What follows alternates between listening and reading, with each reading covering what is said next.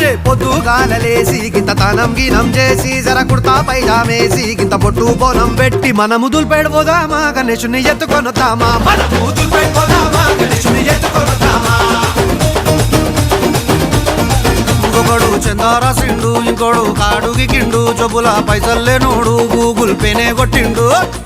అరే మనమేం చేద్దాం రా అరే మెడలు మెరమెర మెరుస్తున్నాయి బే మార్వడి దుకాన్ పోదాం రా గొలుసులు గిరివి పెడదాం రా మార్వడి దుకాన్